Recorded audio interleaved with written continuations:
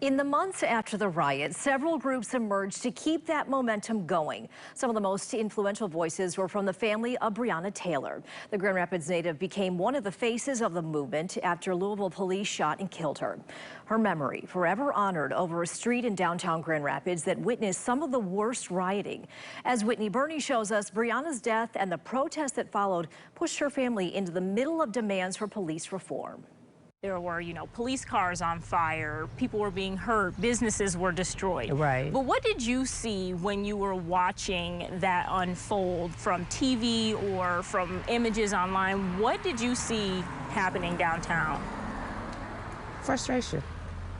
I think that it started initially peaceful because they just had something to say. We never get a break.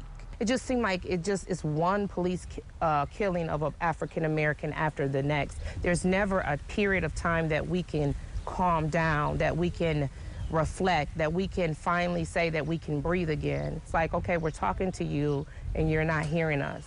We're talking to you and you're not listening. And you guys have had multiple conversations with the police department here in Grand Rapids along with city leaders. Do you feel like there's been progress made here in Grand Rapids when it comes to policing? I believe it opened a communication line. I've never been interested in talking to the police chief, at least face-to-face and personally.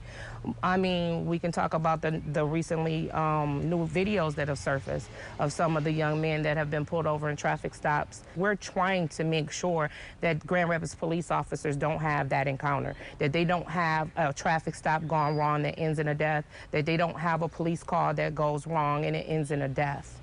And that's what we're trying to work with Police Chief Payne to ensure, that our community members feel safe, that they feel like I can actually flag down a police officer if I really need some help. And I don't think that our people really feel that comfortable yet. I think because of national attention with other cases, and then just these two cases that have surfaced, or video footages that have surfaced here, I feel like we're moving backwards. So Police Chief Payne is open to communicating with, I believe, just certain people, and I think he really just needs to expand that to the community. Are there any specific policy changes that you guys are asking from GRPD? I think that they don't understand the amount of weight that you put on one person when they're on a ground, when they cannot breathe.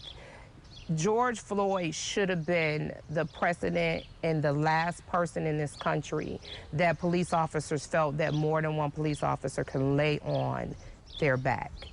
When someone is telling you I'm having a hard time breathing, just because they're speaking does not mean they're not having a hard time breathing. What's your hope for our community going forward, for our officers, for our city leaders? I think that for the officers, I want them to understand that I know you don't live in our community. Most of them don't.